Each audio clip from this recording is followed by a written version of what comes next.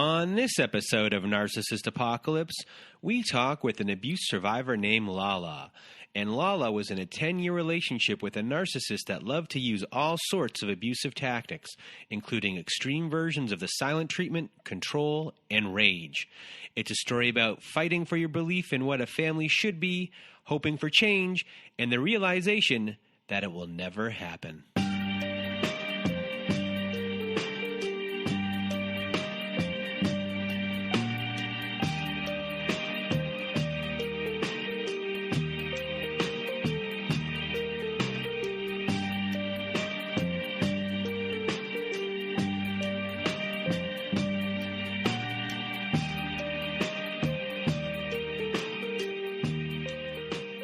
Welcome to Narcissist Apocalypse, a podcast that gives a voice to survivors of narcissistic abuse. I am Brandon Chadwick, but my friends call me Chad, and thanks for tuning in to this episode. So what is a narcissist, you may ask? Well, for the purposes of this podcast, we refer to a narcissist as anyone who has displayed a pattern of behavior that shows a limited capacity to appreciate others' perspectives. It is that simple. And now, before we get to our episode with Lala, I just wanted to thank everyone in the Narcissist Apocalypse community for listening to the show and sharing your thoughts by email, Instagram, Twitter, and Facebook. A big shout out to all of our friends on our Narcissist Apocalypse Facebook support group for just being a great group of people. So hello to all of you out there. Also, a reminder, if you have not left us a review on whatever podcast service you use, Spotify, Apple, Google, Stitcher, CastBox, etc., please leave us a 5-star written review as it helps out the show when it comes to rankings. Now, if you want to be part of our show, go to our website at narcissistapocalypse.com and fill out the guest form, and we will go from there. But the quickest way to be part of our show is to also go to our website, narcissistapocalypse.com, and read a letter to your narcissist and be part of our Letters to Our Narcissist compilation episode. We have a voicemail recorder on our website at narcissistapocalypse.com. It's on the right side of the page. It's always floating around. It's hard to miss. There's a button there that says Send Voicemail. Press it, and away you'll go. We're accumulating these letters to have a volume 3 of that episode, so send in those voicemails. But if you want me or my old pal Melissa to read your letter, just send it to narcissistapocalypse@gmail.com, and we will read it for you. And what else do we have here? Oh, we have a new podcast, everyone, if you haven't heard yet, called Narcissist Apocalypse Q&A, and it is now available for your listening pleasure. Our first 5 episodes have been released. Our last episode was with Elizabeth Barre, and we discuss spiritual abuse and spiritual healing, so go take a listen if you haven't yet. Next week, we'll be chatting with Debbie Tudor once again, and we'll be discussing the 5 questions she gets asked the most by adult children of narcissists. That's also going to be a great listen, too. So if you want to support this podcast, use one of the many therapists that we have on our directory at abusetherapy.org. If you're looking for a therapist or a coach, please do go to abusetherapy.org. And if we don't have someone in your area, let us know and we'll find someone for you. Using abusetherapy.org helps support our show. But do you know what else helps support the show? Our Patreon. Yes, we started a Patreon. If you want to hear episodes that will never made it to air, have follow-up episodes with former guests, and much more, join our Patreon. We'll be releasing new content on there every week. So to help support the show, become a patron of our Patreon at patreon.com/narcissistapocalypse. And now, it is time for me to get out of my way, your way. Here is my conversation with Lala. Welcome to this week's episode of Narcissist Apocalypse. With me today, I have Lala. How are you? Doing good, thank you. So Lala is about to tell her story of her relationship with her narcissist, and I am just going to get out of her way and your way, everyone's way, and the floor is now yours. Yeah, thank you so much. I'm going to start by talking a little bit about my childhood, mostly just because I think it really plays into how I started processing things later on and where I allowed to excuse certain behavior, or I've always been like a people pleaser and a fixer, and I always want to like talk things through and make it better. I'm a very empathic person. I really feed off of other people's emotions and always want to make everybody feel good. And that started really early on for me. So my parents, my biological mom and my dad split up when I was almost 5. And I have a younger brother. We're 4 years apart. And before they split up, my dad was in a band. He ran sound for a band, and there was my mom and dad and then 2 other couples that were all very close. And all of us kids, they all had kids really close in age. So the 3 moms, while the dads were at work, you know, we always grew up together, playing together. They were always hanging out. It was like our small little community. And after my parents split up, my mom kind of went down she struggled with addiction and stuff like that, went down a really hard path. And one of those couples that we hung out with, she went through a divorce about 2 years after my parents split up.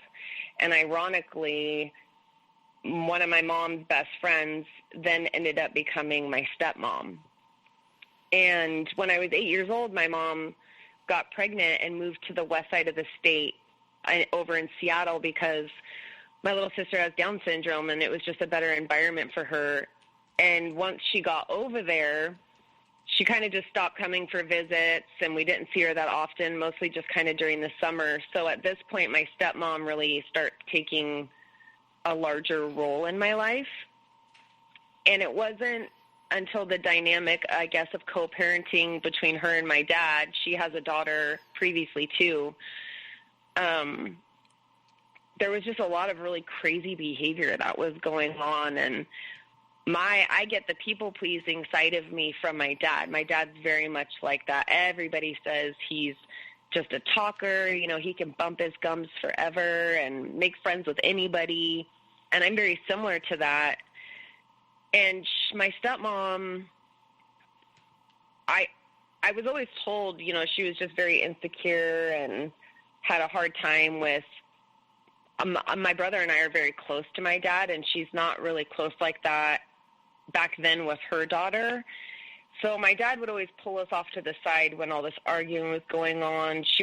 Everything would be fine one minute, and then the next minute she was just all pissed off, and she didn't like that he wasn't very much a disciplinarian. So I remember listening all the time in my bedroom. Something would happen while my dad was gone. We would do something that would upset her, especially my brother. And she'd say, you know, when your dad got home, you would be punished. And she would just get on him and fight with him about how we needed to be disciplined or spanked. And he didn't so much agree with it, but she would fight with him and push him to the point that he was so angry, he would just like go in the room and start spanking my brother, you know, and he'd be crying, you know, please don't. And she used to say, you know, we're just like our mom, or if I could, I'd pack up all your guys' shit and send you away, but I can't because your mom's not around. And it was just, the whole environment was completely unpredictable. One minute you're fine, the next minute you're not. It was just up and down constantly. And it wasn't until in our teens, I was probably more like around 13, she was diagnosed bipolar. But then she went through many years where she would stop taking her medicine. I'm fine. I'm going to do this on my own. And then inevitably, a few months down the road, shitstorm would come again.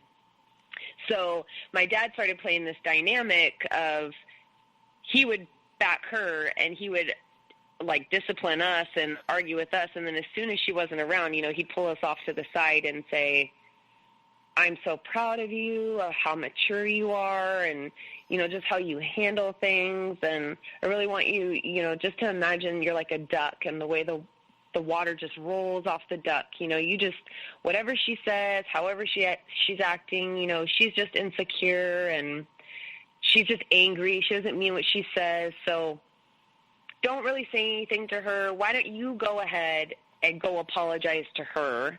Even though I know she's not in the right, just, go ahead and apologize to her so, everything's better and it'll be fine. So there was this, in front of her, you're not worthy for me to stand up to, and I won't defend you or stand up for what's right or what I believe in. And then when she's not around and we're in closed doors, I'm going to tell you at 12 or 10 or 14 how awesome and mature you are and how much I count on you. And I sort of became kind of like my dad's confidant in a way. Like, we're talking about, and he's asking me to understand things that were way beyond my years. And I've always been kind of a mature person. Like, even when I was younger, I never really watched a lot of cartoons or did imaginary things. Like, I hung out with older kids growing up. And I don't know if that's kind of why he approached me that way, but it definitely put more pressure on me to feel like I needed to be more mature or responsible, like, all the time. It wasn't really okay for me just to struggle or not have answers or be flawed and mess up sometimes.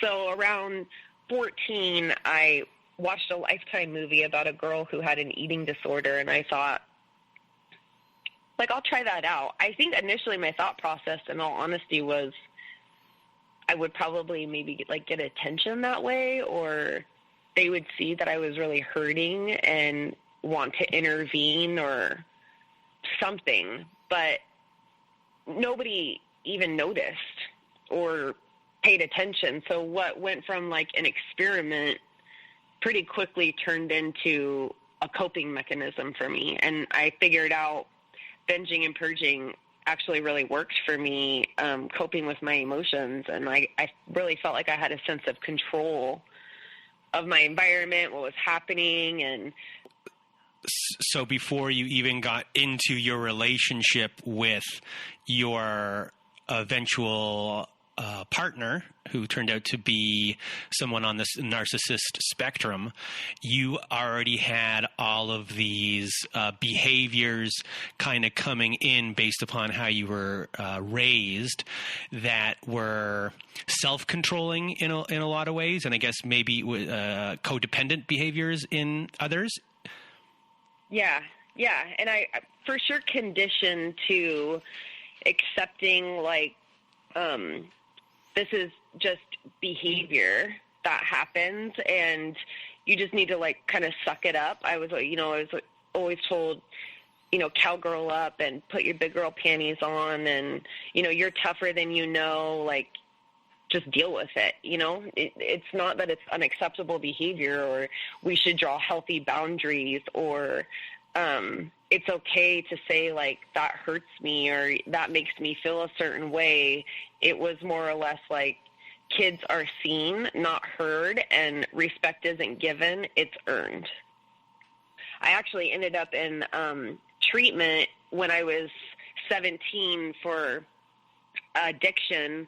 And one of the very first counseling appointments where you brought your family in, it was called the hot seat. So if I'm in the hot seat, my family members get to tell me all of the different ways my addiction and my behavior has affected them, and I can't say anything until they're finished. I get to let them say it all. And then it flips back, and each one of them sat in the hot seat, and I got to say to them, how their behavior affected me and led to my addiction. And when it came time for her turn, we didn't even get 5 minutes into it, and she did not like what the counselor was saying to her at all, stood up in the middle of it, called her some names, stormed us out of there, and pulled me out of treatment. I never even went back. So there was no accountability on her end of things. She felt very justified in everything that was going on. And it was more or less that my dad was saying that she had a problem, not really that she had a problem. So later on, I should say that it wasn't until my mid-20s that she actually did acknowledge that things were really unhealthy and they should have been changed, and that it did have an impact on us. My brother ended up struggling with opiate addiction. He was transient homeless for many, many years. He's been in and out of prison. He actually just had a year clean here a couple months ago. So it's been a really hard journey for him, huge impact for him growing up also. So now today, she's not that same person. She struggles here and there. It'll rear its ugly head is what we call it in the family. But for the most part, she's figured out a way to kind of cope and deal with her mental illness. And she has come to us and apologized for certain things and understood how that's affected us.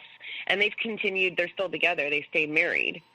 So I think this conditioned me to thinking also with my narc that it is possible for somebody to change. And, you know, maybe you should just love him through it and stand by his side because we could come out of it the other side.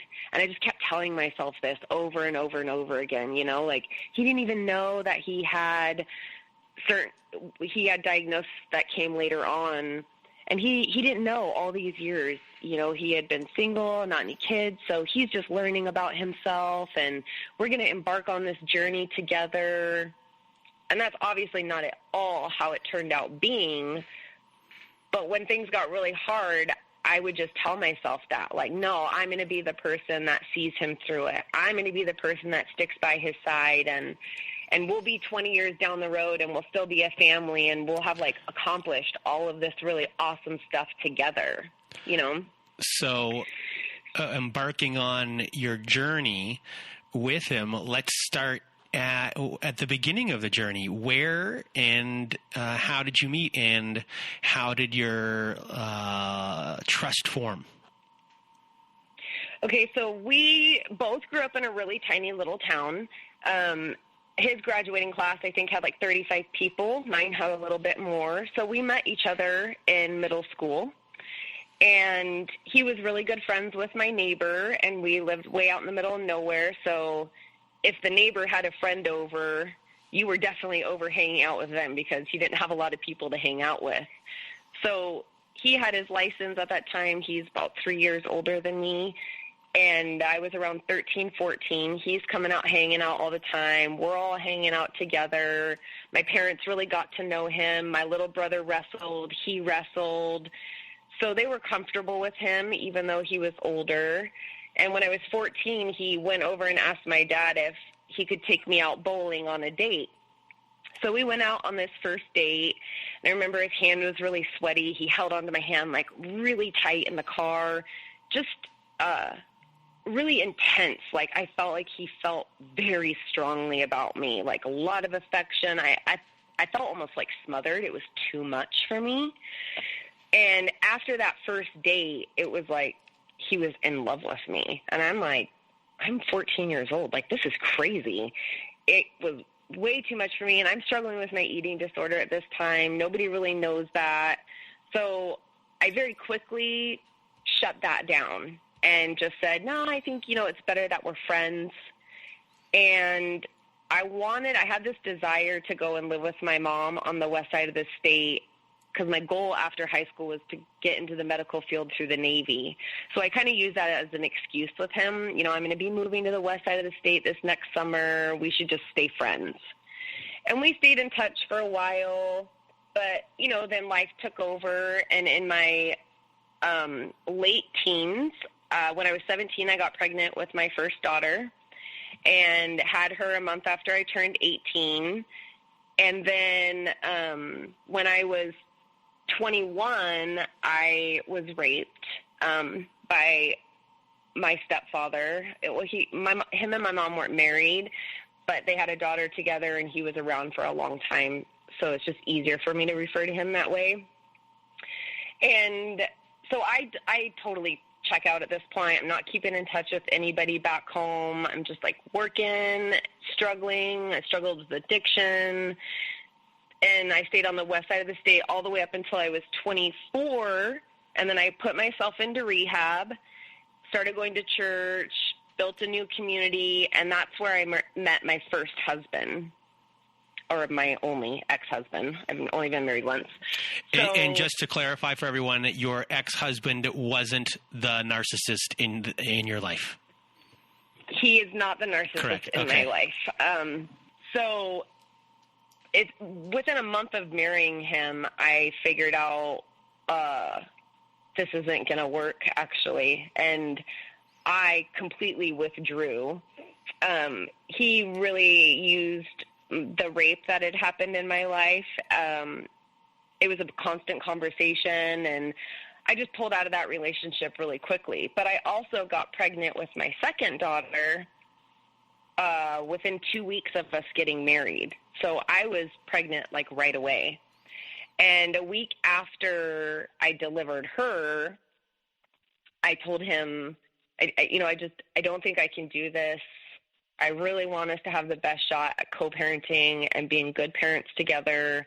But I think we should just have a mutual respect and call it for what it is. So at this time, I take my two daughters and I move from the west side of the state back home to the east side of the state. And I'm living in a rental house that my stepmom and my dad owned. So they're like, you just had a baby, come home, live in the rental house. You don't need to pay rent. Like, heal yourself, get yourself back on your feet. We're here to support you. And this is when my narc came back into my life. And a mutual friend of ours was like, hey, I saw your narc, I won't say his name, but I saw him the other day, and I told him that you were back in town, and he really wants to see you. He was super excited. And I'm like, yay, like an old friend. I lost a lot of the friends I grew up with over the years. That would be awesome. So I talked to him on the phone. Immediately, he was like, I'm going to come see you. So he comes over, he hangs out, gives me a hug. Like, it's so awesome to see you. I've thought about you throughout the years so much. I've missed you. Like, you know, you were always the one that got me. You were the one I always felt like got away. Like, from the very beginning, when that first conversation we had, he was saying these things. And where he was working graveyard at that time. So he would get off of work and come immediately over to my house and hang out with me. It'd be like 5 a.m, and he'd hang out for a few hours, and he was hanging out like every night. But every now and then he would go outside and have to take a phone call. And I remember thinking, that's strange, because it's like 4 or 5 a.m, you know, like, who are you talking to on the phone? And why do you need to go outside? And then a few weeks later, this friend who brought us back together played on a softball team with my narc's brother. And she comes home to my house, and she's telling me, did you know that he got engaged? He got engaged this last weekend. And I'm thinking, that's weird, because I had no idea he was in a relationship, let alone in a relationship that he's going to, like, propose to somebody. Because he's also, like, flirting with me. Nothing too serious is going on, but, like, if we're sitting on the couch, he'd put his arm around me or his hand on my thigh, still telling me, like, how beautiful I am. And whenever I'm ready to start dating, like, you know, don't not think about him, consider him. Still, you're the one that got away. So I ask him about it. I'm like, did you get engaged? And he lies to me, of course. And I'm like, okay, well, I don't really think this is something you can lie about, because I'm pretty sure it's confirmed at this point. You've been in a relationship for, like, the last 6 years. And you did propose to her, because it's on our Facebook page. So then he's like, I did. You know, she's really been pushing me this last year and a half to propose, or the relationship's over. And he said he just proposed to her to, like, make her feel better. But he had, like, one foot out the door at the same time. Essentially, I felt like he was saying, if you tell me I'm somebody you want, then I'm going to end that whole thing and swing your way. And at this time, I tell him, you know, I'm not even legally divorced yet. We were just legally separated. I'm trying to heal from everything that just happened. Like, it makes no sense to me whatsoever to both end serious relationships, jump into another one, and just roll all that baggage into something else. Like, that doesn't seem very healthy. So I was like, you do what you're going to do, and I'm going to do what I'm going to do, and we'll remain friends, and we'll just see what happens. So I have a question. Sorry for interrupting. So it's a lot that has gone on here. You're out of a relationship, one where you have 2 children, you're at home. There's this guy who you've known for a very long time who is love bombing you, obviously making you feel good and fills, I'm going to assume, a certain void that might be happening within you. And then you find out all this other information at first that he technically at the beginning wasn't lying. He was lying by not telling you that this was even going on, and then lying once you confronted him with it. So there's a lot of swirling emotions going on within this situation. Can you maybe describe what, like, the fight that possibly might be going on internally with you? And did you like him? Was that love bombing at that time that effective where you right here you're saying you're recognizing the red flag that has happened here, and you're taking the step backwards. But there's a part of you that wished at that moment that there was no red flag, or were you leaning in a positive direction at one point? Okay, so I'm glad that you actually asked that, because I've been thinking as I've been listening to your other podcasts about I relate to a lot of it, but one thing I haven't related to so far is that when I said that I've always kind of been a mature person, or people have looked at me like that, I've always had this internal struggle, because in my mind, I know I have like a lot of knowledge up there, and I understand right from wrong, and I can see the difference between things and what's healthy and what isn't healthy. But for many, many, many years, I couldn't get my heart or my emotions to line up with what I knew was right in my mind. So during this time when all of this stuff is happening, I'm telling him all of the healthy things and boundaries, and I'm seeing the red flags. But I was also drinking a lot at this time. So any emotions that I was having or I didn't have clarity over, I was kind of just numbing out and drinking away. So I'm like saying all of these things, but I recognize I left that door open with him because I still liked him flirting with me. I guess in a really unhealthy way, I liked that he was pursuing me in that way, I guess, or maybe I just wanted to like keep him there as a placeholder just in case I did want to be with him. So I start I'm talking with my ex-husband, who I'm only legally separated to at this point, and he's really pushing, I don't want to go through a divorce. How about you move back over to the west side of the state? We'll rent a house that is a split level. You live upstairs, I'll live downstairs, and we'll just explore if this is something we could work through and make work for our daughter's sake. So I felt like if I was going to move forward with my narc, or if I was going to move forward fixing my marriage, I should probably go and do that just so I could have that peace inside of me knowing I really did try everything. So I tell my narc, I'm going to do this. You're engaged, so you can't really get that mad at me. You need to figure out your situation. I'm going to go over and figure out my situation. And if it's meant to be, it'll be. And if it isn't, it won't. And so I went back over to the west side of the state. And because I'm really trying to work things out with my husband and give it an honest, genuine effort, my narc wouldn't stop calling me. He wouldn't stop talking to me. And as soon as I moved over, the conversation switches now from subliminal flirting to like full on flirting. And then at this point, it's like now he's being more open and upfront about like sexual desires and I want you, and trying to like have some sexting going on there. So I changed my phone number and blocked him. And he found my best friend's phone number on Facebook.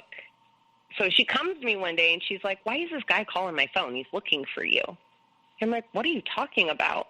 She's like, he's calling me at like 1 a.m. or during the day. Like, he really needs to talk to you. He really wants to get a hold of you. And she's like, I don't want him calling my phone.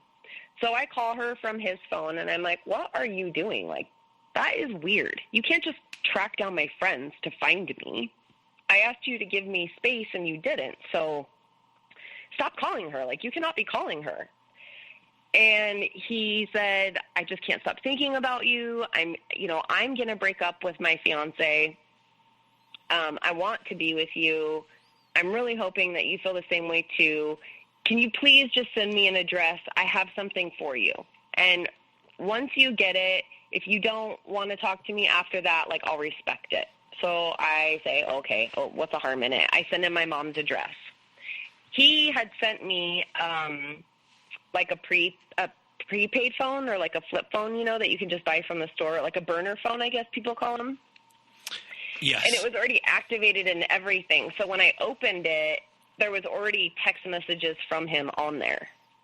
Like, hey, beautiful, I just wanted to be able to connect with you and be in touch with you. And, I know that I told him I didn't have a phone at the time. But he's like, I know you don't have a phone, please just hang on to this. And I don't remember what else he had said, but I don't know why. I didn't shut off the phone. I didn't turn it off. I ignored him for a while, but he just messaged more and more and more. And then I realized at this point, things are not going to work out between my ex and I. And we decided mutually that we were going to go through with the divorce, but we still had some time left on our lease, so we were just going to, co-share the house and co-parent together, but respect each other's boundaries. There was a door that separated the upstairs from the downstairs. So I start talking to my narc a lot more at this point, and he hasn't officially broke off his engagement either. So we're flirting more and more. We're sexting back and forth and all of this stuff, sending pictures. So I tell him a couple of months into it, I'm like, you're going to need to cut things off with her, or I'm going to cut things off with you, because I'm not down for the whole like cheating shit aspect of it. Like, if you're not wanting to be with her, you should respect her enough as a human being and just tell her. Don't string her along like that. Like, that's rude. So a couple of months go by, he breaks things off with her. This is in November of 2010. And I tell him that we just need to be friends. I'm going through counseling. I need at least 6 months. So, of course, we're still flirting. He comes over to the west side of the state a couple times. We're not, like, sleeping together or anything at this point, but definitely flirting, definitely having a conversation of eventually we're going to be together. Like, this is the goal we're working towards. I'm not bringing him around my kids. I'm not telling anybody really what's going on, but we're creating this relationship now. We're definitely having a different dialogue. And in June of 2011, he's like, he got laid off from his job over here. He was getting unemployment, and he says, well, I decided I'm going to move to the west side of the state. And this is when my lease that I was sharing with my ex-husband is over. So I find an apartment, get into the apartment with a roommate, and he gets an apartment in the same complex and moves over. So now we're like officially dating, just not living together. And I should back up and say one of the first major red flags that I completely go off on the side is while I was talking to him on the phone and still living with my ex-husband, he called me one day super pissed off because he was trying to get a hold of me and I didn't answer the phone. And I was in the middle of a a meeting for Special Olympics. It was a district meeting, and it lasted a long time. We had a huge event coming up. So there was like 5 hours where I didn't answer the phone. And when I finally answered the phone, he's like screaming at me. He called me a fucking bitch. And I'm like, whoa, I don't know who you think you are or where you get off thinking you can speak to me like that, but you are not. And I hung up on him. And I was really strong about my boundary then. So, of course, he sends me all these text messages immediately. I'm so sorry. I just had a really bad morning. So I call him, and I should have never, ever have spoken to you that way. I'm so sorry I did that. I've always known he's had a temper. Ever since we were kids, we always called him Angry, his name. I'll just say Angry Narc. And we always used to kind of like poke fun at him because he was really easy to get riled up. But as kids, we just, thought it was funny. So I knew he had a temper, but I just dismissed it like this is who he's always been. So but it was odd how angry he was at me. And I didn't find out until later on that he was so angry because he was talking to another girl during that time, and she completely dissed him. And his ego was hurt, and he was pissed, so he took it out on me. I just didn't know what was going on at the time. So that came out later, but I guess during this time right now, you are you fully trust him. You've caused. That's a bad word. You have noticed a red flag. You said something about the red flag, and then he was able to love bomb you in the sense of being able to make you forget that it kind of happened, and you brushed it under the rug. So those things, there's like one little thing that's happened. So I guess he knows it's possible for him to continue this in the future. And right now, I guess you are official. You are boyfriend and girlfriend, and I assume now, once this happens, devaluation starts to occur on a grander scale? Yeah. So now that he's living close by, and I'm seeing him like on a daily basis, and he's not working yet, and I'm working, but I'm only working part-time. So now I start seeing he had a little dog at the time, and the dog was a puppy, and he would chew on things or have accidents in the house, and he would just come like completely unglued. And I would tell him like just the energy he would put off. The dog would be like on the dog bed shaking, and I'm like, look, you're like terrifying him. You're just the way you're walking through the house. Like, he's so terrified. He's shivering. Like, calm down. You don't need to, like, you're getting so angry. Like, that's crazy. But we weren't living together yet. So I'm just like, I'm going to go home and you need to get your shit under control. And I'm going to leave you to that. And I'll talk to you later. And then, he would say, I'm so sorry. You know how I am. I lose my temper. And when I lose my temper, I'm not really thinking straight, and I just need a minute to calm down, and I'm really, really sorry. I'm gonna be working on that. I'm gonna be changing that. And I'm like, yeah, you need to change that, but just that was it. Like, I wasn't really doing anything else. So I was so broken and had struggled with so much stuff. I'm always thinking like, I wouldn't want somebody to judge me or hold those things against me. I would want somebody to see me through my faults as well. So I'm like, yeah, I know that's who he is, but everybody can change. And probably subconsciously I'm thinking because he told me, I've never loved anybody like I loved you. I've never felt the way I feel about you with anybody else. So I'm thinking like my love, our love, our bond, that's going to change him because he's never experienced anything like that. Like, he's not going to continue to treat me that way. He's going to be working on it because I'm special.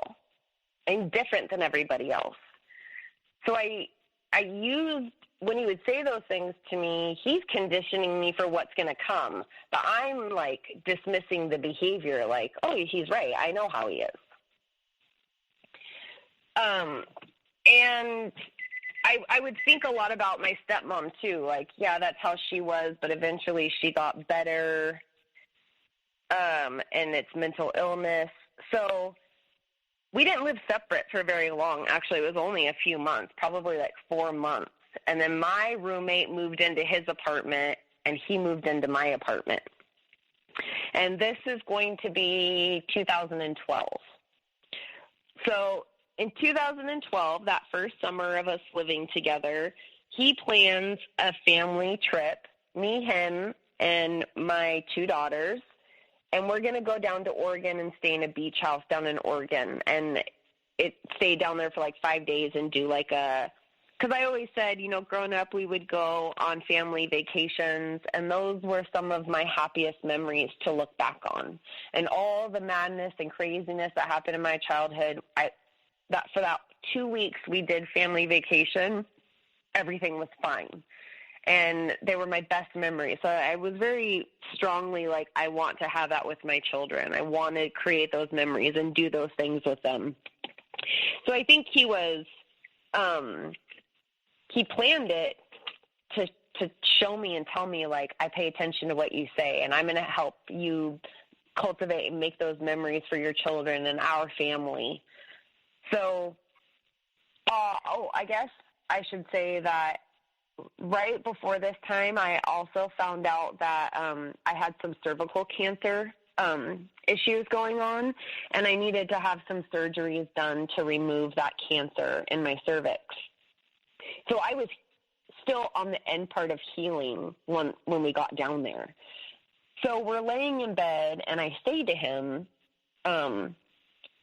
you should get up and take the girls down to the beach and, like, let mom sleep in. Like, that would be so awesome if I could have a morning to sleep in. And he's not, I'm talking, and his back's kind of to me, but I can see he's awake, and he's just not answering me. Like, he's not answering me at all. I'm, like, talking to a wall. So I'm like, babe, hey, like, hello, I'm talking to you. Will you get up and take the girls down to the beach, please, you know, so I could just sleep in a little bit longer? And he's still ignoring me. So I'm getting a little irritated, you know. I'm like, I can see you awake. Like, I nudge his shoulder, like, hi, what the fuck? Like, I'm talking to you.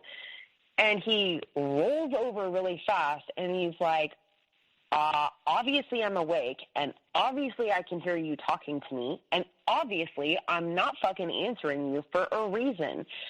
Stop badgering me. And this is a term he's going to use over and over again, but this is the first time he really presented it to me like that. You're interrogating me. Stop badgering me.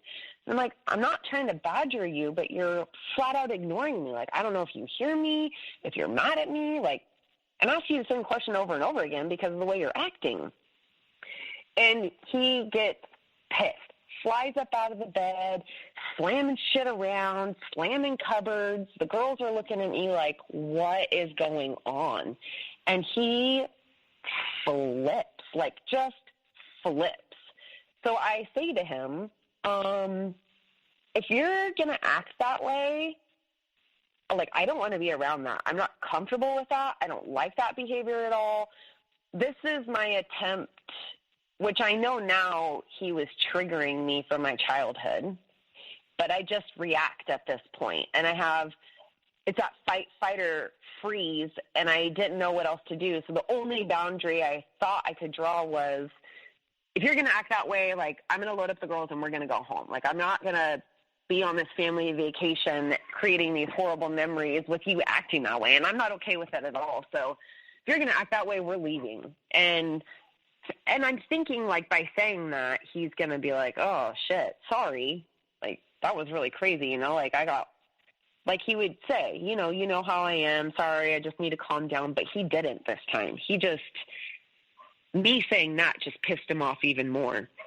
So he starts grabbing our stuff, and he's, like, throwing it out the front door of this Airbnb we rented. And he's just throwing shit in the car just randomly and still slamming stuff around, and he's cussing and calling me names.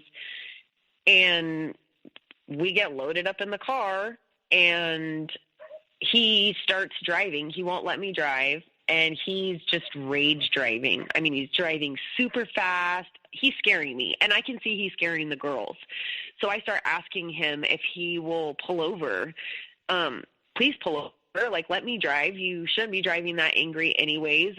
You're really scaring me. And he refused. So it was a 7-hour trip home. He acted that way the entire way we got home. After we got home, he did not speak to me for 3.5 weeks. And when I say he didn't speak to me, he did not speak to me at all. Completely withdrew himself from me entirely. And he wouldn't talk to the girls either. If he ignores me, then he ignores the kids. He doesn't talk. Nobody deserves to be able to talk to him because he's so disgusted with our behavior. So this is 2014. I work with extreme behaviors and nonverbal autistic kids. We had just moved into a brand new house, out of the apartment into a house. And one of my students, she had a really bad behavior, and she ended up dislocating my jaw and breaking a tooth. So my jaw was really swollen. I couldn't talk or eat or anything else. And my mom brought over a little bottle of Fireball to celebrate. We're going to have a fire in the backyard, and, you guys got into a house. So I had a couple shots. He had a couple shots. My mom left. We went to bed, and in the middle of the night, he woke up pissed off at the dog. And I woke up out of a dead sleep with him, like, raging. And my mom had left my little sister at my house to have a sleepover with my girls, and they were all out in the living room. So I immediately jump up because I'm trying to figure out, like, what is going on or why he's so angry. And I'm standing in front of the bedroom door because I mainly don't want him to go out there and act like that in front of my little sister, because I hadn't yet really told anybody what was going on, because I didn't want my family to be like, you just got out of a marriage and now you're in this relationship, and what are you doing? And my family's always been really vocal about talking to me about things. I think because I got pregnant so young, they just kind of always mom talk to me, I guess, in that way about how I should be or shouldn't be. So I'm keeping it a secret, and I really don't want my little sister to say anything. So I'm just standing in front of the bedroom door, and I'm talking in a very de-escalation manner. My voice is super quiet. My stance is really calm. I'm just trying to, like, calm him down. And he's reaching for the bedroom door behind my head, and he's very clumsy at this point because he's angry, so his hand keeps slipping off the doorknob. And at one point, his hand slipped off the doorknob, and the door bumped his arm. And he snapped. I could see it in his eyes. And he grabbed me, threw me down, kicked me, called me a fucking bitch, and I just panicked. So I dialed 911, and then I hung up really quickly. And, of course, they came out for a well check to see how everything was going, make sure everybody was okay. They separate us. They're talking to us. They're asking me, what I want to do. And I'm like, I just want him to leave for the night. I just want him to leave and calm down. Thankfully, the kids haven't woken up, even though the police are there. They're still sleeping through it. And so the officer comes back and he tells me, okay, he's going to leave for the night. I heard there's firearms in the home. Where are they? So I tell him. And then the other officer that was with him comes back and says, he just told us that you were keeping him in the room, and he wanted out of the room, and you would not allow him out of the room. And he has a little red mark on his arm from where the door hit him. And I didn't know any better, so I just said yes. I didn't want him to go out of the room around the kids. I didn't want that around the kids, so I was standing in front of the door. And that's when they tell me that is kidnapping or false imprisonment. It is a DV charge, and they handcuffed me and arrested me and took me to jail. And I spent the night in jail. I had nobody else I could call. I didn't know what to do. I couldn't talk to him because of the DV charge. Thankfully, I had just enough money in my bank account to bail myself out the next morning. But, of course, in the meantime, he is calling my mom. He called my best friend. He called whoever he could call that I was going to talk to and tell what happened, and told his side of the story first, but made it sound like I had been drinking and I was being a psycho bitch, and basically, like, it was all my fault. I did it. He didn't do anything, and that's how come I got arrested and not him. So I don't have very good credit. I work with children in the school district. I'm really freaking out about this DV charge. So I have to put my car that I have at that time up for collateral on a loan so I can hire an attorney. But the charges were dismissed. So on my record, it looks like, I got the ticket for the DV. If those charges still were around, you probably would have lost your job, I would assume. Yeah, 100%. Yeah. I would not have been able to work with kids ever again, especially not nonverbal autistic kids that can't advocate or speak for themselves. So how far into your relationship with him are you at this point? About 4 years into it at this point. And so this kind of stuff is occurring. Are you being your behavior and his behavior, are you self-controlling yourself a lot now after this specific thing happens? Are you challenging him, or at this point have you kind of given up on anything like that? Because of the way I grew up and the things my dad did, I wouldn't stand back and just let him, act the way he did. I knew it was unhealthy. He would go from everything's fine to then ignoring us. You can't go days without talking to the girls and then out of nowhere get pissed off because they have dishes in their room and you're like yelling at them and grounding them after you haven't spoken to them in days. Like, that's super unhealthy. So I shut down his ability to discipline them, like, at all. I was like, you can come to me, you can talk to me in private, and I will go to them and set out the punishment, but, like, I don't want you to have that interaction with them. And our counselor agreed with it at the time. He did not agree with it, and he told me over and over again it was very disrespectful. He felt very disrespected and undermined because he had no authority. So after this DV charge happened, I'm starting to, like, walk on eggshells. I felt very defeated because I just couldn't wrap my head around how I ended up being the one that was arrested, and it made me very distrusting of the system. So I'm, like, extra walking on eggshells at this point, and not really so much challenging him. I'm trying to, like, fix everything and make sure nothing goes wrong. He's back working at this time, so right before he comes home from work, like, I'm flying through the house, making sure everything's all picked up, trying to keep him separated from the girls as much as possible, making sure everything's okay. If I see anything going on with the girls that he's going to be upset about, I'm, like, jumping right on top of it. I become, like, extra controlling with the kids because I just don't want anything to happen at all. So it was 2015 that I ended up, or late 2014, not that long after the DV charge happened, that I ended up pregnant with our first son.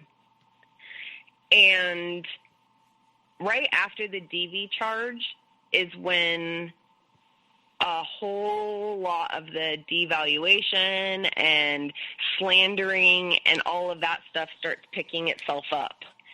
And he is completely withdrawn, really. And about halfway through the pregnancy, he stops pursuing me sexually. And leading up to that, we had, like, a really strong sexual relationship.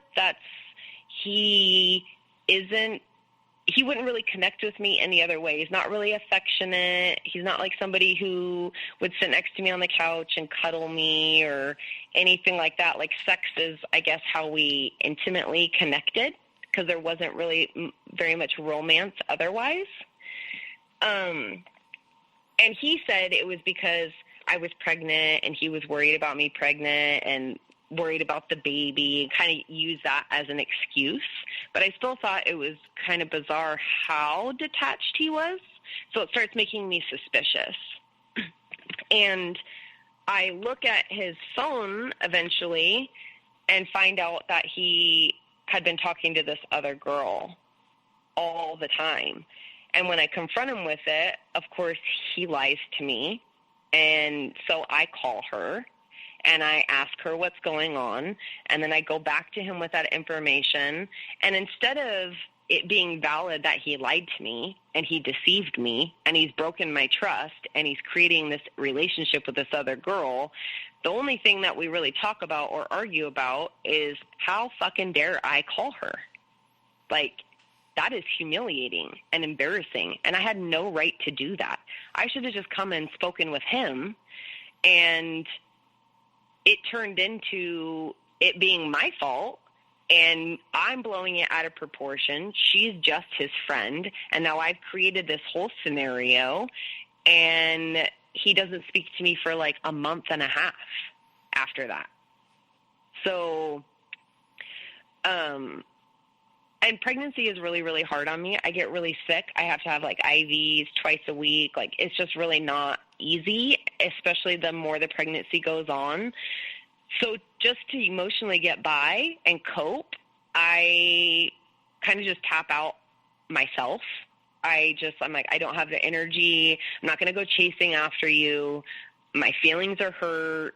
I'm just kind of like, fuck you for a little while.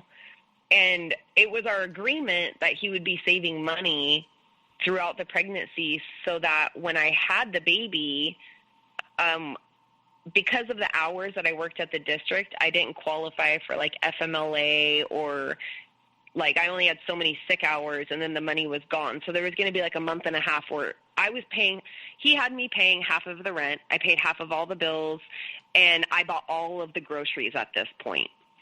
So he knew that he was going to have to float the financial responsibilities for a short period of time after he was born.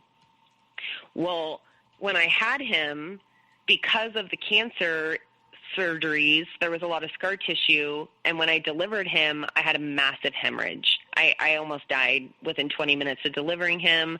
I had to have life-saving surgery.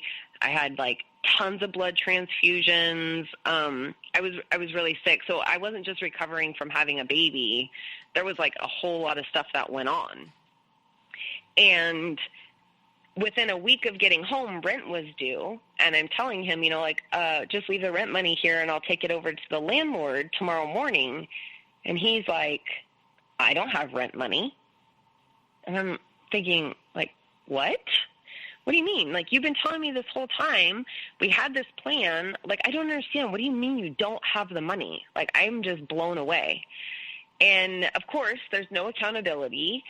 His reaction is to get super pissed off at me, and he says, well, I guess you're going to have to call your daddy and have him give you the money because he's always there for you. And I'm like, I am not calling my parents to cover our rent from us having our child, and we're in our 30s. Like, no, I am not doing that.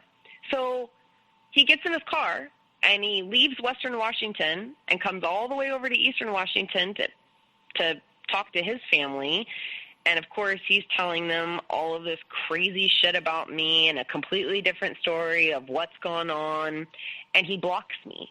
So I can't call him. He stays gone long enough to where rent had to be due or we would get kicked out. So I had no choice but to go to my parents. And they covered rent for us. And he came home and acted like nothing happened. Everything's fine. He's trying to be really nice at this point, doesn't really bring it up. And I didn't bring up the conversation really after that either because I didn't want to throw it back into him not being around. Like, I have a baby, I'm healing, I've got 2 daughters. I don't know. I just kind of like left it alone for whatever reason. I think during this time, I had shut off all of my emotions. Like, that was the only way that I could cope and keep going through everyday life. I have to take care of the kids. I have to get up. I've got to go to work. So I just like, I'm not really feeling much of anything at this point. I'm just like, I got no feelings. I'm just autopilot going through the motions. And I feel really stuck. I put a lot of pressure on myself because I had a child when I was 17. I've already gone through a failed marriage. I've got 3 kids from 3 different guys. I got a lot of pressure from my family. So I'm putting a lot of pressure on myself to just like make this work somehow anyway. So tapping out emotionally was kind of just my way of coping, I think. So when you say make it work, your mindset at this point, no matter how you're being devalued or how you're being treated, is because when I hear you say make this work, based upon also what we talked about before, is this is what life is supposed to be like. In the sense, this is what maybe a marriage is supposed to be like. There's these things that happen and you're supposed to fight through them. Yes. Yeah. Yeah. Yeah. And I had told him really early on also that I wouldn't be open or willing to getting married again unless I had been with that person for like a decade or more. And so we're not like legally married through this whole thing, but I had always said that, you know, marriage is a mindset and you don't have to sign a piece of paper in order to be committed to somebody in that same way. So even though I don't want to like legally get married to you, my commitment to you is not any different. Like in my mind, you're the same as my husband. So he would bring that up a lot of the time when I would talk about here and there, I would have that conversation of, you know, like these things really can't continue. It's super unhealthy. And he was checking me, you know, like, so you're just going to walk away. All of those things you said about the commitment of us being together and it being like we're married, like that's not the case. Like you were lying about all that. And I'm like, no, I really meant it, you know? So he would kind of just like throw it back in my face. He would reverse it on you. Yeah. Yeah, he would take your words from something you said a long time ago, even though the dynamics have changed, and then he'd reverse that on you. And as far as you are as a person, from when the beginning of the relationship started, I guess we're now, 2015 or 2016 year story. I guess from 6 years previous, 6 years previous, you as a human being, how are you different in those 6 years? How are you acting that's completely different? And are you wondering at this point, are you is this crazy what's kind of going on? Are you wondering who you are as a person at this point, or are you just trying to survive? A little bit of both. I would have moments of clarity, but then I would start feeling like, am I crazy? So at this point also, like, I don't get to have any emotions. If I cry, oh, you're being just like my mom. You just turn on the emotions whenever you want to make me feel bad for you. So I'm emotionally manipulating him if I'm sad. If I get angry or I'm upset about something, he matches that with anger tenfold. So it always is getting flipped back around on me. Plus, he's bringing up like my childhood and other things that he knows about my addiction or things I've opened up to him about. So I'm thinking like... So he's really taking your vulnerabilities and really digging into them with a knife and like twisting it to make you... Yeah. To feel the pain of it, number one. So you don't want to feel that pain anymore. Therefore, you just kind of want it to end. Right.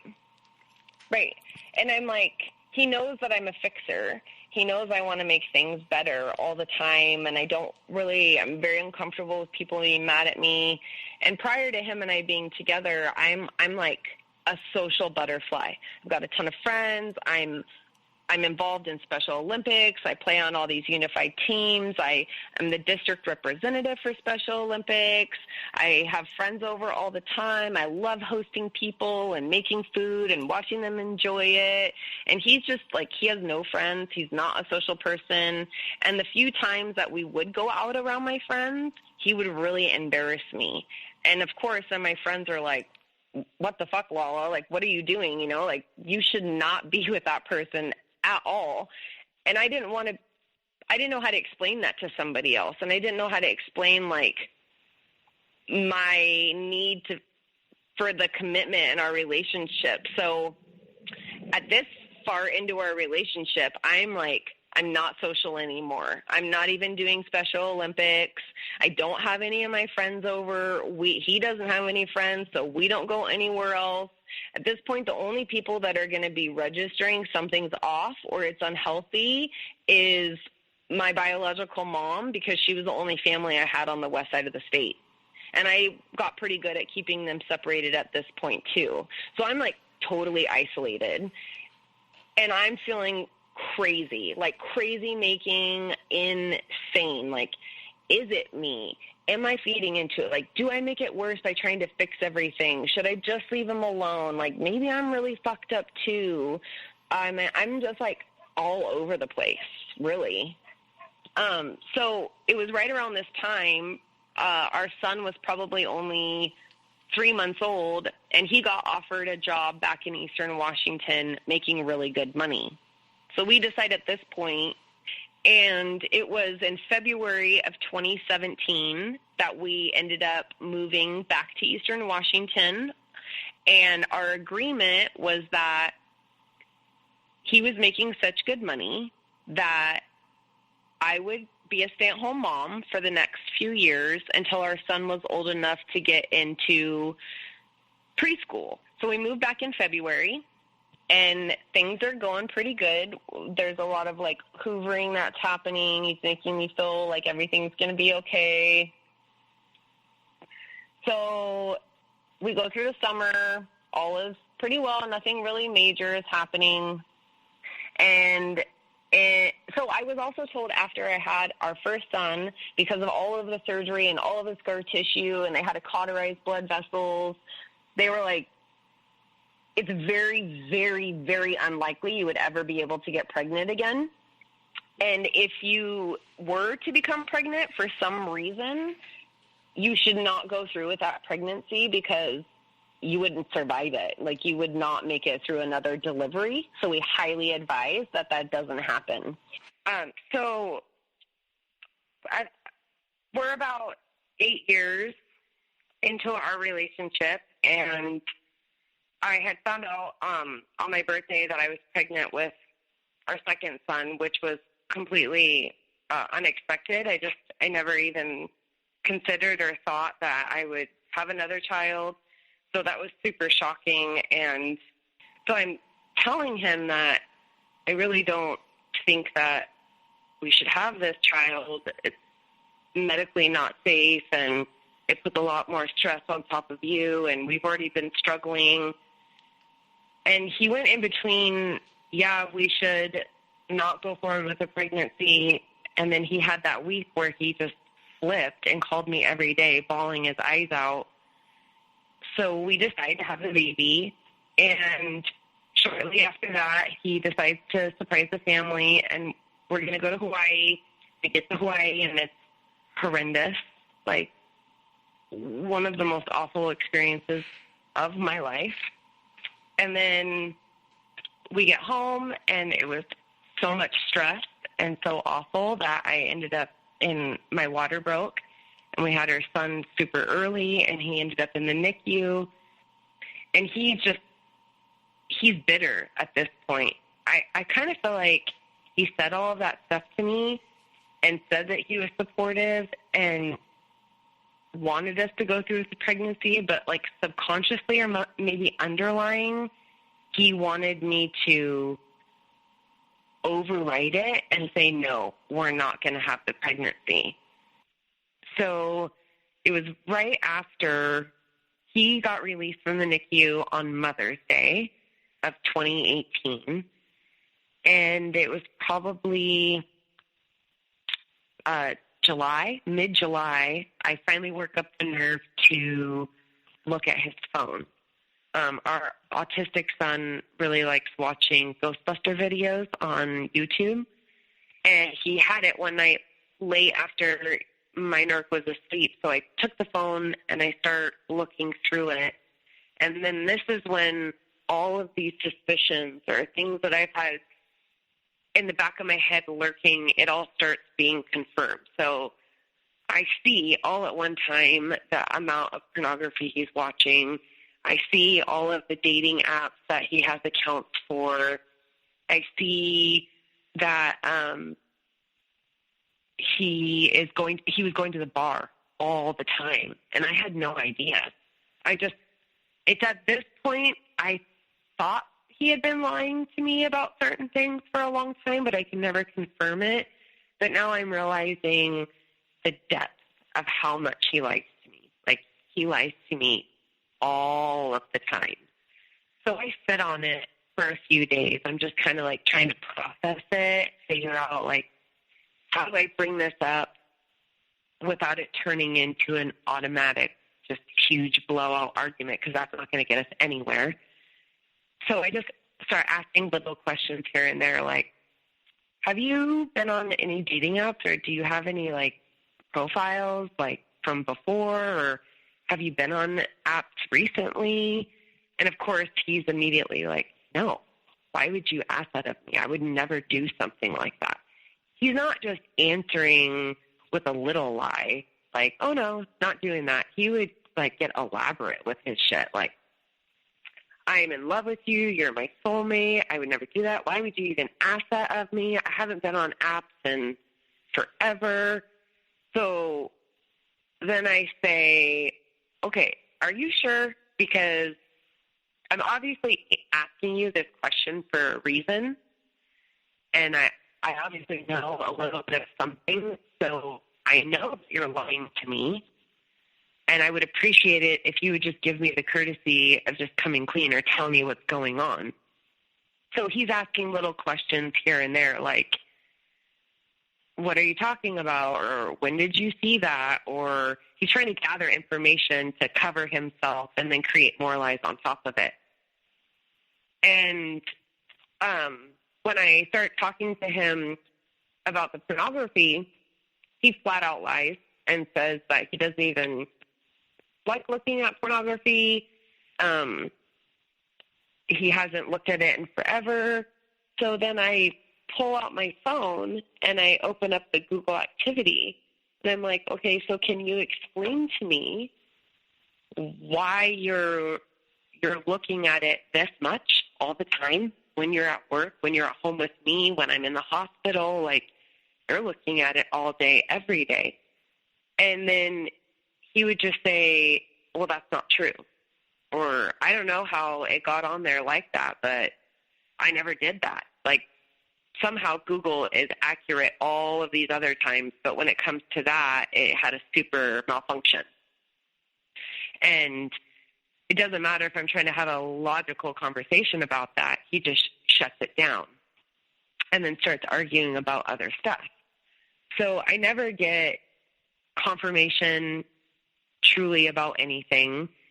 So I say, because so much trust has been broken, I don't know left from right. I don't know anything that you're saying, whether it's true or not true. You're not being honest about anything that's happening. So there's this app you can put like on your kid's phone that shows you everything that somebody's doing on their phone. And I tell him the only way for us to stay together or to move forward is if I want all of your passwords, I want access to everything, and I want to know what's going on. And that is the only way that we're going to move forward. So he allows it, and he says, yeah, we can do that. But then moving forward, I just gave him fuel to the fire, because anytime he got mad at me moving forward, anytime I did something that he didn't agree with, if I questioned something I saw, or I asked, like, why is this stuff continuing to pop up in your email? Why are you looking at these things? We agreed that you wouldn't be doing that. He would just pick a fight with me, and then he would delete the app, and he would change all of his passwords. So that's like one of the ways that he would, quote unquote, punish me. You know, if I try to get clarity on something, if I try to express myself, his response was just to take it all away. I don't deserve to have it, or not even deserve, just I'm not going to answer any of your questions, and then I'm just going to create more insecurity in you by taking it all away and make you wonder even more. So I told him I had a 6-month mark. I said, you can't talk to me and treat me the way that you have. It's verbal abuse, and I don't want to live that way anymore. I don't want our kids to experience that anymore. And I only want 2 shows a month. You can shoot 2 shows a month for 6 months while we get everything back on track. So I had passwords to everything, 2 shows a month, and he was supposed to change, like, the way he was talking to me and treating me. And nothing changed, really. He did do 2 shows a month, but he would sneak more shows in there, but his way of doing that was inviting me. Like, he would choose bands or shows that he knew that I liked, and he would say, you know, I got us 2 tickets, so we're going to go together, and it would be like a date night. And I'm only going to shoot the first few songs, and then we'll be together the rest of the night. But that never turned out that way. He just said all that stuff to me so we could get to the show, and then it was all about shooting at that point. And it's at this point, so we're like in 2019 now, and because I tapped into all of his vices and his alter ego and all the ways he checked out, he starts drinking more and more at this point. And he's pretty consistently, like, bringing home a bottle of alcohol once or twice a week and drinking all of it. But in all honesty, I was so afraid, and I had all these things happening in my mind thinking, you know, he's out at the bar and he's drinking, and anytime he drinks, he will pursue me pretty hard sexually, but he's also not pursuing me sexually. So if he's at the bar and I'm not with him, and he's drinking and I'm not with him, in my mind, he's like picking up girls or going and meeting girls. So my only way to really I guess, keep an eye on things is I start drinking with him. So if he's drinking, I'm drinking. So I'm like, you can continue drinking. I didn't really say that. I just kind of created an atmosphere where he was bringing the alcohol home and drinking at home. But then what would happen is after I had been drinking a little bit, I would get brave enough to start talking about my feelings or wanting to address them, or I felt, you know, that liquid courage where I could try to talk with him about things, and that would inevitably just turn into an argument. So these arguments in the past, he would just get really, really angry, maybe like throw some things, punch the wall, and then he would leave, and then he wouldn't speak to me for a duration of time. But now because of the alcohol, he's drinking, and it's turning into arguments, and violence is kind of starting to present itself more and more. There's a lot of name-calling, call me fucking bitch all the time, and would say really nasty things, and all of this is happening in front of our children. Or if I would try to talk about how I was feeling or things that were going on, he would go into my daughter's room, and it really pissed him off if they had dishes in their room or didn't take the dishes out, just left the dishes in there. So he would just waltz in there and start looking around for dishes. Didn't matter if he found 1 or if he found 5 or 10. If he found any dishes at all, then he's exploding about that. And they had these lights hanging above their beds. He ripped them down off the wall one night. He ripped the door off of their bedroom. He put holes in the wall. I mean, he would do all kinds of crazy stuff.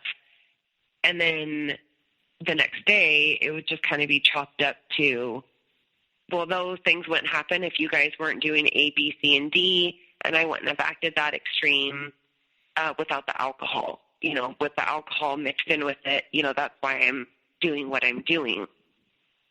So this slowly progresses, probably over about 6 months. The drinking is happening more and more and more. And nothing else really about our relationship is changing or getting better. It's all just getting worse. And there was an altercation between him and my oldest daughter. He felt like she was having attitude. I wasn't home. And at this point, I don't really leave my daughters, especially. I don't ever leave them home with him, and I'm not around. because it doesn't matter if I was gone for 10 minutes, 30 minutes, or 2 hours. If I leave and they're unsupervised together, I come home to a problem. There's a huge fight. Something's gone on. They're disrespectful. And he would always lie about it. The girls would tell me, like, that's not how things happened. But they're children, and he's my partner, and he's an adult. So it was hard to find clarity in it, because if I agreed with them and in my heart I knew they were right, then I'm not supporting him and I'm not backing him and all of these other things. So I'm just like always stuck in the middle. So him and her get into it about her attitude, and he says that he wants her phone. And she, in her 17-year-old attitude, says, no, I'm not giving you my phone. Don't feel like I'm being disrespectful the way that you're saying it, and we can talk to Mom when she gets home. And he proceeds to try to rip the phone like out of her hand. And this is my understanding based off of what they both told me. I kind of just was reading between the lines. But he can't get the phone from her. He's getting more and more like clumsy and frustrated. So she tries to run into her room and shut the door.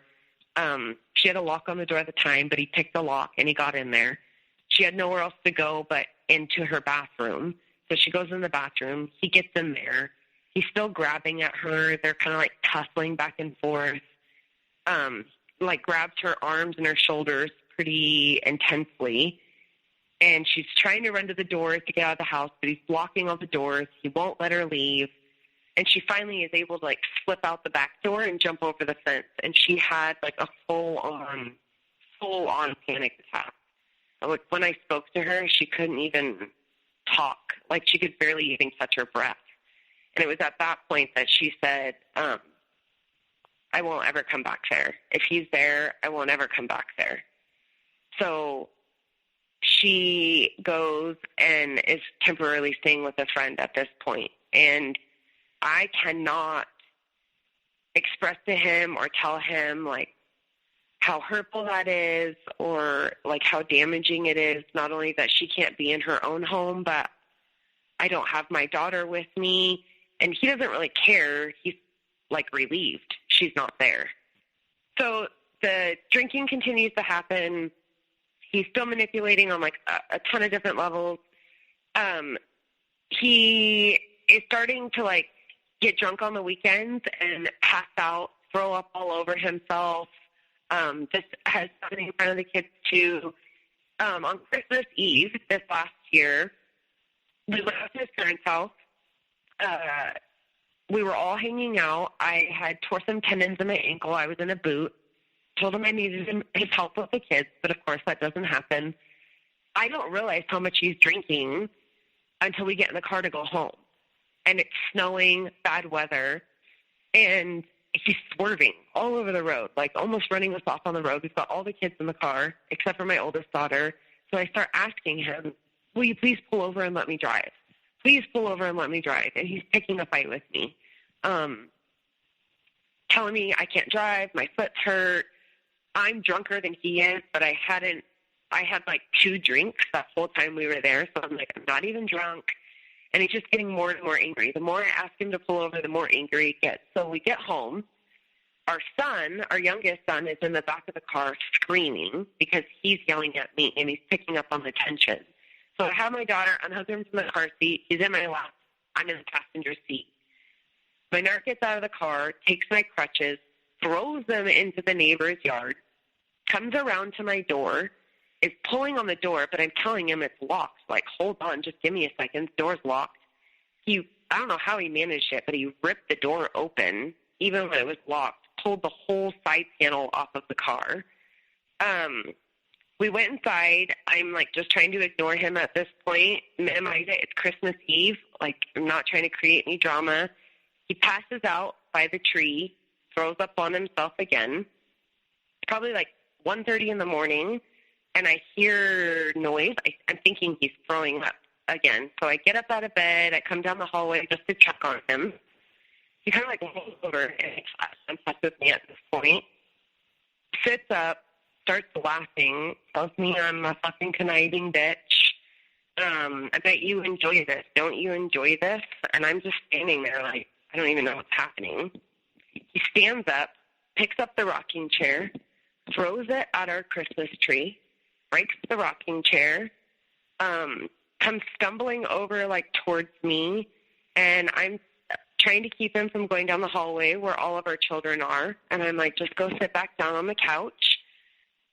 Please don't go back there. Please just sit down on the couch. And he proceeds to tell me that I'm being controlling, calling me names, not really making a whole lot of sense, stands up, punches a giant ass hole in our kitchen wall, puts his fist through both panes of glass in the living room window, comes back over to me, and I'm off balance because of my foot is hurt. And our youngest son wakes up at this point. He comes down the hall. So I'm like, please just stop. You know, like, I have our son right there by me. And he comes over, grabs me by my arm, throws me down on the ground. He kicks at me, and with the most insanely intense look, dead in my eyes, says, I'm going to fucking kill you. So I just start saying to him, I called police. And I'm like, I called the cops. You got to get out of here. The police are coming. You've got to leave. Eventually I got him to leave. He promised and swore that he would get treatment and help right after Christmas. That never happened. More drinking proceeds to happen. And so I tell him, I think we should, like, separate. Like, I need to move out, and we need to, like, you need to get treatment. I have things that I need to work on. Like, this is not working. It's super unhealthy. And I'm afraid that I'm really afraid that you're seriously going to hurt me. You've put your hands on me several times. The kids are witnessing all of it. And he still just continued to minimize everything. It's not really a problem. He did sign himself up for counseling, but that's only because his sister recently witnessed. She was there one night when he acted this way. So his response was to immediately go find a counselor. But everything he told his counselor wasn't true, just typical narc behavior. I just recently left and moved out of the house. We're going through legal things. Earlier when we were trying to record, it was his first time with the kids and supervised visit. And as I'm on the phone with you, he's calling me over and over and over again, told me that he fell and hurt himself. Come to find out that that's not even close to what happened. It wasn't supervised.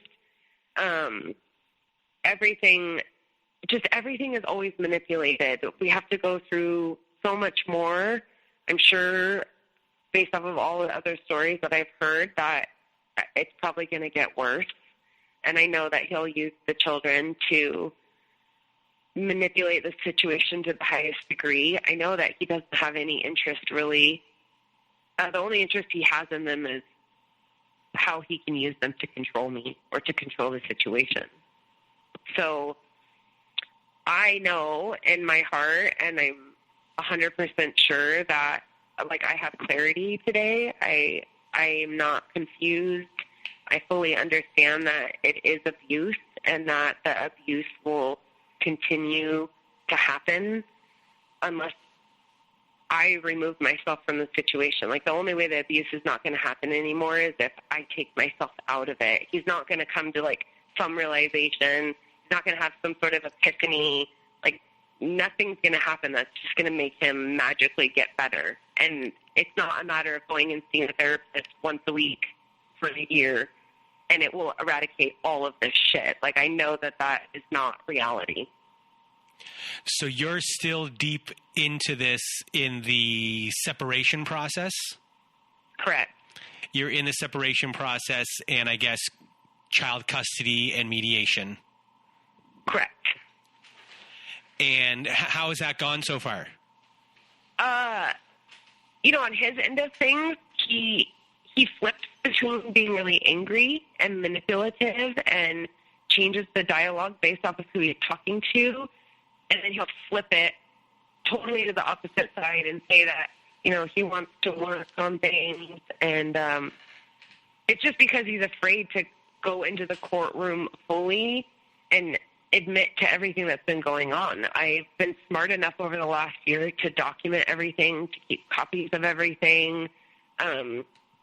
So when we are in front of a judge, when we are speaking, he just turns on this, his tone changes. He sounds very empathetic and sympathetic, and he's been misunderstood. Yes, he has anger problems, but he's working on it. He's going to therapy. So he's just manipulating the court. I wanted him to have no overnight and supervised visit by a court-appointed person, but it's supervised visit by a mutual family member. But as we just saw, that doesn't work because they just manipulate the family member and then they're not even there. So I think he's just going to continue to be as manipulative as he can through the process to gain what he wants. Right now he's just angry at me because of child support. That's the only thing he can really focus and go back on, is the fact that he has to give me money. And how are you doing?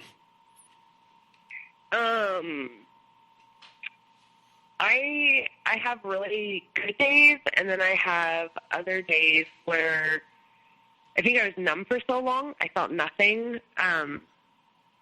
Just shut it all down for so long that I'll be doing the dishes and I'll just start crying.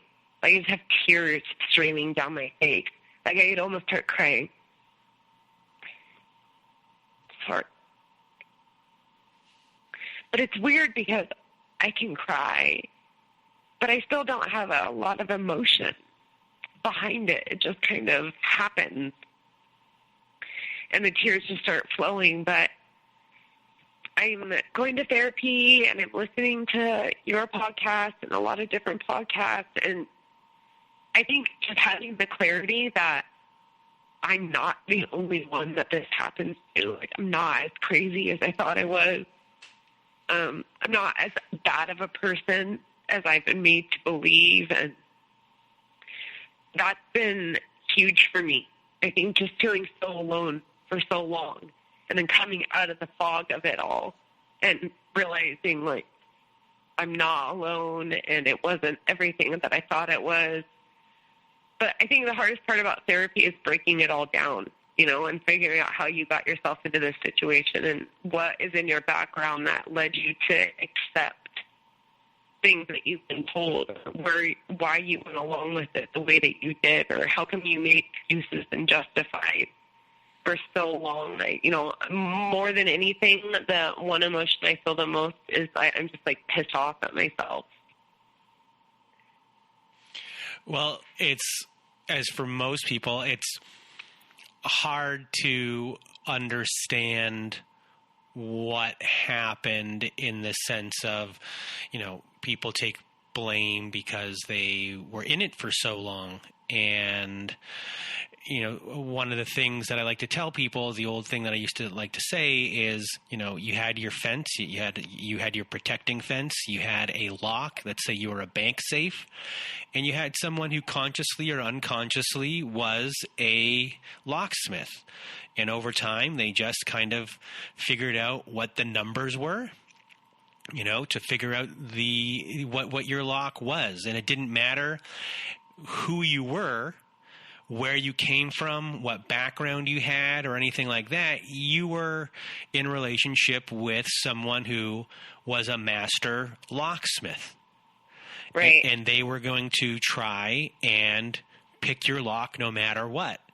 And part of that was, finding out where the actual deficiencies emotionally are within that lock, because different people have different ones. And yours were figured out. And if it was you, it could have been Obama. It could have been the Queen of England. It could have been anyone. That person was going to try and figure out how to pick that lock. And they were successful, and they would have been successful against this type of person, this person, and this person. It didn't matter who. And that's kind of, for me, thinking of things in that way, I mean, it happens to anyone, and there's no shame to feel about that. When you see those documentaries of people that were conned out of their money, a big thing for them is shame and guilt, because a lot of those people end up, feeling so much shame about what had happened. They lost their life savings and things like that, that a lot of them take their own lives because of the feeling of what that person took. They forget that person was a con man or a con person that did it to them. And it didn't matter who they were trying to get. That person was very determined, and on your end, you don't realize how determined that person is to get what they want or what they need. Who knows if your partner knows how determined they really are? That's just the way they are. Right. And when you're having someone who's very determined one way and you don't really know what you're dealing with, your guard gets down, and that's what they're looking for. And that's just what happened. And it's nothing to feel shame or guilt or upset about. I know it's impossible to understand now, but when you kind of eventually have time and able to take a step back, you'll be able to see more of how everything happened. And I think once you're able to kind of really see that, that will kind of lessen over time. I mean, I had guilt and shame on my end, and a lot of that wasn't because of how long it lasted, a little bit, but just kind of the things that I saw and didn't do anything about. And it took me a long time to be like, I can't believe I went along with a lot of what was going on. And for me, that was a sense of shame and guilt, because I was like, I'm a better person than that. And I know I am, but I was part of this. And that's that part of the fog that I was talking about, or being angry at myself, because now that I can reflect on things, I realize I was just playing into so much of it. Like, I'm opening myself up and I'm expressing myself and I'm saying all these things, or what's hurt me in the past, and how proud I am that I've overcome that and I don't ever want that again, and not realizing all the time that, like, he's just making a checklist, of all the different ways that he can manipulate me, or all the different ways that he can hurt me. And when something stops working, for a lot of people, like sometimes people start putting up stinks, they'll figure out another way to love bomb that are different from the way before, or different ways to kind of suck you back in. So a lot of times it's confusing because the methods might change, but they might figure out, okay, let's change the method. They might not know what they're doing, but they do it. So, for you, I really hope that over time that you will feel less shame or guilt. It's just going to take time and a lot of reflection of what happened. And I know you're probably going to analyze a lot of what occurred, but, you're not alone. Everyone out there who's listening has been in the same spot as you, and we're with you. Thank you. Thank you. I've heard other people, they express you and they thank you, just for this platform and to have that opportunity. And it really, truly, it is amazing how healing just hearing somebody else's story can be, or just having somebody else say something that resonates so deep inside of you, something you didn't even put together yourself, or nothing that you could talk to other people about, all of those like really dark and lonely things that you've just kept locked away from everybody else because or even your own self, because it was too much to handle. But to hear that from another person, it's such a good feeling, in the sense of you just don't feel alone anymore. And I think that's amazing, just that you have created this atmosphere and a place that people can tap into that allows them to self-reflect, that allows them to be more, not defensive, but to be able to defend yourself moving forward, and to be able to not be manipulated anymore, because you're like, oh, I've heard that before. Or even therapy, different therapies that I've been able to tap into, I would have never have known about it if it hadn't been for your podcast. So, like, in so many different ways, it's just super fucking cool. Thank you. Thank you very much. Yeah. So before we end off, do you have any last words? No, I mean, not that I can think of. I'm sure that we'll get off the phone and I'll think back on it and be like, oh, I should have said this or I should have said that. But, you know, for the most part, this is my story, and it's the end of one chapter and the beginning of another one. And I'm thankful that I'm able to stand here today and say I'm on another side of it. Well, we are happy for you too. And we'll have you back on another episode. Maybe we'll do a special watch-along episode. We're going to start doing some of those for our Patreon. And anyway, Lala, it has been an honor for you to share your story with us today. Be with me today. This has been a process of, I think, almost a full week of us calling and not missing each other, having bad connection, getting on the phone. You had the emergency, and now we're back today. So I really want to thank you from the bottom of my heart for doing the show and being here and being available whenever I called. And for everyone out there listening, I hope you have a good night.